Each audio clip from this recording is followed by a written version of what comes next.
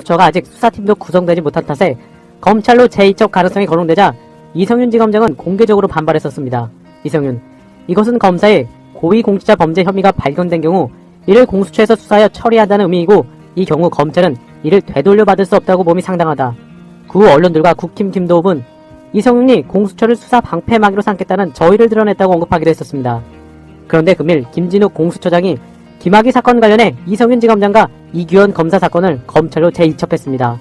관련해서 기자들은 공정성에 방점을 뒀는데 현 상황에서 검찰에 이첩하는 것이 가장 공정한 것이라고 생각하는가라는 질문을 공수처장에게 던졌고, 공수처장은 그런 차원보다 공수처 구성이 안 됐는데 수사를 본격적으로 하지 못하면서 사건을 갖고 있는 것 자체가 공정성 논란이다. 봐주기, 문개기 의혹을 나올 수 있다. 길지 않은 기간 3에서 4주이기는 하지만 그 기간 동안 논란을 피하고 싶다는 말을 드린다. 추가 질문. 재이첩 결정을 하는데 열흘이나 걸리는 이유는? 김진욱. 사실 이 사건 기록을 파악하는데 일주일 꼬박 걸렸다. 토요일, 일요일 반납하고 처장과 차장 모두 나와서 기록을 봤다. 혐의가 죄가 되는지 안 되는지 저희가 주말 계속 나왔다. 제 생각에 파악하는 데만 일주일이 됐다. 이렇게 흐름이 바뀌자 역시 언론들은 기다렸다는 듯이 검찰 소환에 불응했던 버티던 이성윤 지검장에 대한 수사도 다시 속도를 낼 것으로 보인다며 전했습니다.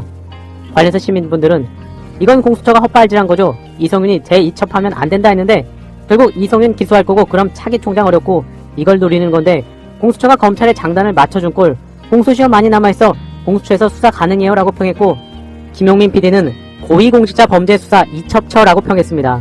윤석열이 노리던 바대로 되는 것이 아닌지 답답한 상황인데요. 물론 다시 재이첩 받을 수도 있다고 하니 계속 지켜보긴 해야겠습니다. 반면 MBC에서 보도한 압수한 하대의 명단 있었다는데 본 적 없다는 검찰 보도 관련해서는 황교익 칼럼니스트는 공수처는 검찰을 수사해야 합니다 라고 지적했습니다. 그런가 하면 현직 부장검사가 또 내부망의 키보드로 검수완박 입법 조치에 반발했습니다. 물론 사표는 안 냈는데요. 참고로 이 검사는 윤서방파 대표적인 인물입니다. 강백신 부장검사는 검찰 내부망에 국민들의 생명과 재산 및 자유를 보호해야 할 국가의 책임과 책무는 어디에 갔는가라는 제목의 글을 올렸습니다. 강백신, 검찰개혁이라는 미명하에 소추권자의 수사권 자체를 박탈하는 내용의 입법 추진까지 이어지고 있다. 약 15년 동안 공판과 공판 준비로서의 수사 업무를 수행해온 입장에서 국가의 공소유지 역량을 포함한 형사법 집행 역량이 현저히 약화될 우려를 금할 수 없다. 사람의 심장이나 머리를 떼내 그 연결을 단절시키는 것으로 소추권자에게 12척의 배도 없이 전장에 나가라고 하는 것이다 라며 강하게 비판했습니다. 답답한 상황인식의 시민분들은 강백신아, 그동안 네가 검찰권이라는 칼로 저지른 악행을 생각하고 반성해라. 짜장이 기름을 부어버렸으니 윤짜장을 원망해라. 추가로 김용민 의원은 대검이 수사청 공소청 법안 일선 의견 취합해서 법무부 전달 기사를 링크하며 김용민, 검찰 내에서 개혁에 대해 다양한 의견이 가감없이 나왔다면 검찰이 오늘날처럼 부패하거나 정치적이 않았을 겁니다 라고 일격했습니다. 윤서방파, 우리가 부당이냐? 그런가 하면 박범계 장관은 LH 사건 관련해 검찰이 수사해야 한다는 법조계 안팎의 주장에 대해 검찰은 수사권 있을 때 뭐 했느냐고 언급하자 검찰 내부에서는 우리가 부당이냐 막말하는 추미애 같다는 말을 조선일보에 쏟아냈습니다. 관련해서 조선은 수사는 구체적인 범죄 혐의점을 인지해야 시작하는 것인데 의혹은 그때도 있었다는 이유만으로 마치 검찰이 알고도 가만히 있었다는 식으로 몰아가는 것은 납득하기 어렵다는 것이다. 이어서 한 검찰 간부는 조선에 그럼 2018년에 문재인 정부는 무엇을 했냐? 정부는 이것을 알고도 덮고 있었다는 소리냐? LH 사건이 그때 터진 것도 아닌데 이런 식으로 말하는 건 궤변이다 라고 흰소리를 늘어놨습니다. 추가로 박범계 장관은 한명숙 수사팀의 모해 이중 교사 의혹을 사실상 무혐의 처분한 것에 대해 관련 기록을 면밀히 보고 있다고 언급했습니다. 수사지휘권 추가 발동 가능성에 대해선 결론을 정해놓고 하고 있는 건 아니다 라고 답했습니다.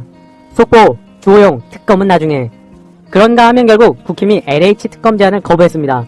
박영순 후보는 특검 도입을 제안했고 이에 대해 민주당은 긍정적으로 응답했지만 국힘은 거부했습니다. 주호영은 특검 발족하는데 몇 달이 걸리기 때문에 우선 가용한 걸 모두 하고 그것이 부족하면 특검을 해야 한다. 특검 하자고 해서 급한 불 끌려고 시간 끌게 하는 건 맞지 않다.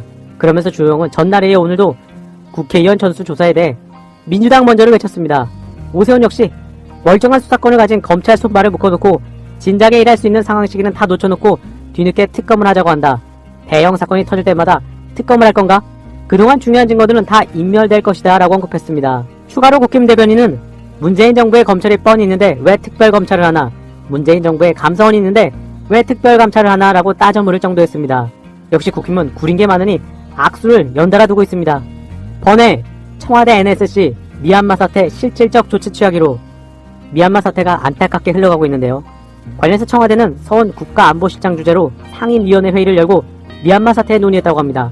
먼저 미얀마 사태와 관련해 교민 안전과 진출기업 보호에 각별히 위하면서 미얀마 헌정 질서가 민주적이고 평화적으로 조속히 회복될 수 있도록 국제사회와 함께